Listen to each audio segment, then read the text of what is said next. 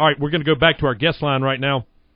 Bring on a good friend of mine who a couple times a year I get to sit adjacent to him, although I will say over the last couple of years it's not been near as pleasant for me as it has been for him, and that is the voice of the Georgia Tech Yellow Jackets and the Atlanta Falcons, one Mr. Wes Durham. Wes, what's up, my buddy?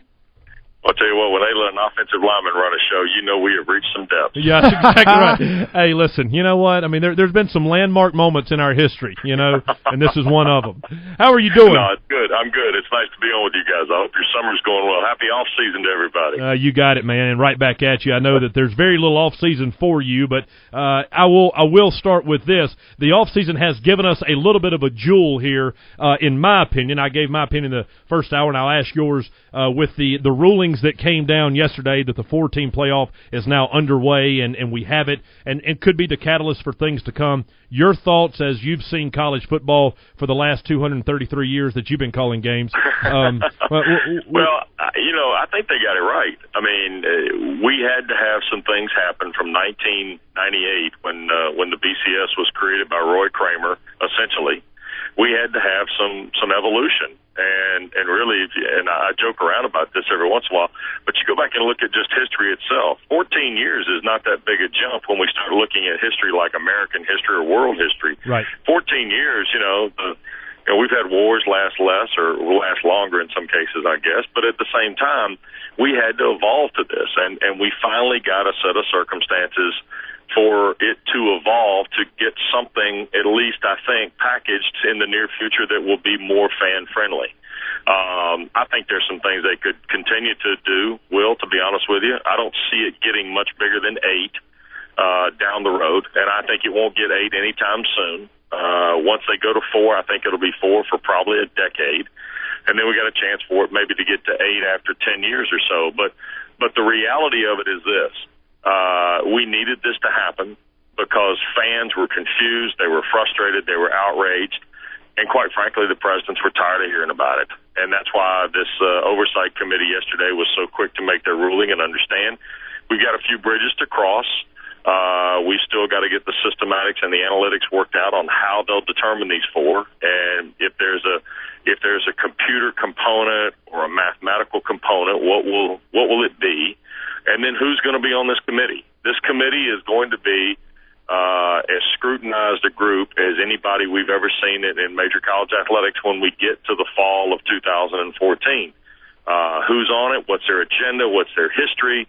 Who are they? Where they graduate? Where they go to high school with? Are they connected to anybody? You know, that kind of thing. And I think that committee component is going to be very, very critical as we start moving forward. You know, it's funny you just said that. 2 things. One, I did a radio show interview earlier this morning out of Columbia, and they were asking me about it, and I told them point blank, I said, if you will take the evolutionary look at all things that are good in sports, they didn't start that way. They had to have that evolutionary process, and I think that's what you're talking about there with the next decade. Wes Durham is our guest right now. Willie B? Yeah, Wes, Will Boughton here. My dad is a rambling wreck from Georgia Tech and a hell of an engineer, so I just want to tell you, I love him.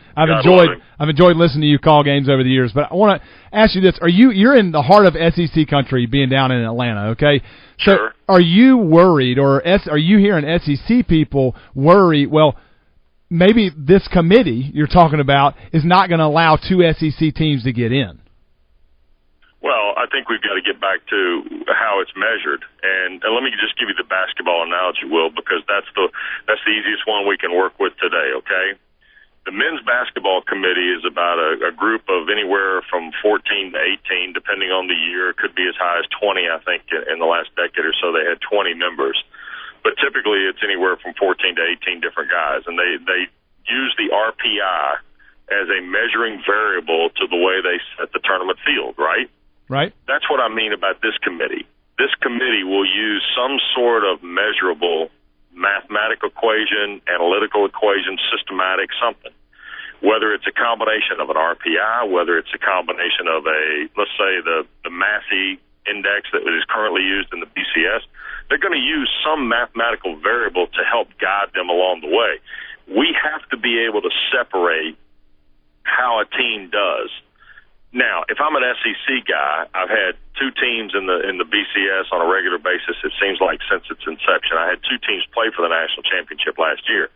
Yes, you're still going to get two if you deserve to, but you're not going to get two just because you're the by God SEC. Right. The same can be said for the Big Ten. The other school that I think is going to get a slap in the face in all this is Notre Dame, because I don't believe Notre Dame is playing a schedule that is competitive enough unless they go undefeated to end up in the top four. I think the day Notre Dame loses every year in the new, whatever we're going to call this, they'll be eliminated from contention, because I just don't believe in the last decade their schedule has been competitive enough year in and year out in order to make it in a one-loss equation. Look, here's the variable from last year that we all need to remember.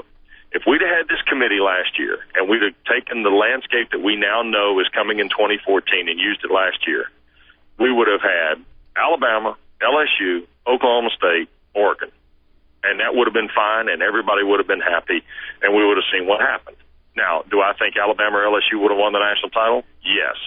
But Oregon and Oklahoma State would have given us a nice variable and made New Year's Eve and New Year's Day, when you play these semifinals, compelling television. Right. And realistically, if we can get a semifinal on New Year's Eve and a semifinal on New Year's Day, we're bringing the college football fan back to 2 days that essentially the college game has lost in the last 5 or 6 years. Now, Wes, had you and I had this conversation, let's say in 2002 instead of 2012, we could have said Notre Dame would have lost. They could have gone 3-8 and just barely squeaked into that number 4 spot. I mean, they would have just barely gotten in there.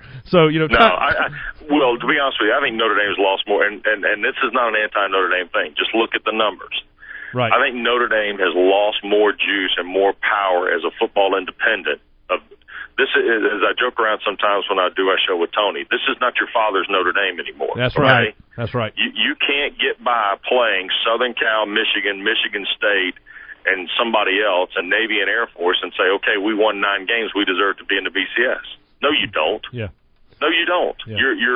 You're no better off than an 8 or 9 win team out of the Big East or an 8 or 9 win team out of the ACC. I could argue that there are 9 win teams in the SEC that would beat Notre Dame senseless. Sure, absolutely. In previous years, and I just don't think you're gonna. That's the only problem. That's one of the problems I have with it. The other problem is I don't like being tied to bowls. I think this is a separate entity. Get away from bowls, but there was no way those conference commissioners were going to walk away from those bowls, because remember, not only do Jim Delaney, Mike Slive, Larry Scott, John Swafford, Bob Bowlesby now of the Big 12, they've got to align themselves with those bowls to serve other constituency, not just the power teams they've got in their respective leagues. Wes Durham, play-by-play voice of the Georgia Tech Yellow Jackets, and, of course, play-by-play radio voice of the Atlanta Falcons, joining us right now, and just all-around good guy and a food connoisseur, my friend. So, that's really, it's, y'all have that in common? That's exactly right. During the Georgia Tech Clemson broadcast, I mean, who gets to the buffet line first? I put my money on you. Oh, dude, I can smoke Wes to the buffet line. I would assume so. I'm well ahead. In Atlanta, you got to have $5, but Merritt beats me every time. Yeah, it doesn't matter. Hey, a couple of things real quick and we'll let you get out of here. First things first, talking about the Atlanta Falcons, and this past weekend, the Rookie Symposium took place. A guy that you saw up close and personal, a guy I watched my teammates multiple times try to tackle in vain. Michael Vick got to speak to the rookies. I thought it was a good gesture. I thought it was a good show of faith by the NFL. Your thoughts on that? Well, I think Michael's life has changed. It's changed a lot since the events of August of 2007. And I applaud him for it. I understand he's getting married, I think, next weekend. That's probably something Michael needs to do. I have no problems with him addressing the NFL rookies. He speaks from the inside the walls of a federal prison. They know who he is. Everybody who's coming in this league as a rookie knows very well the story of Michael Vick, and I think it's nothing but a positive from here on out. What happened to him over the course of 2007 and part of 2008 is another issue, but I think Michael Vick has learned that you need to now pay it forward a little bit. So I'm not surprised the NFL asked him. I'm not surprised they asked Adam Jones.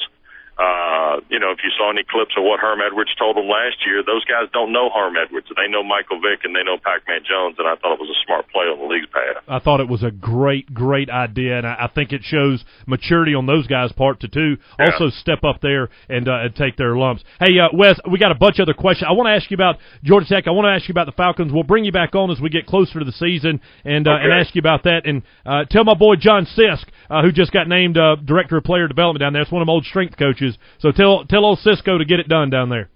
Okay, take care, guys. Nice to be with you. See you, Wes. Take care.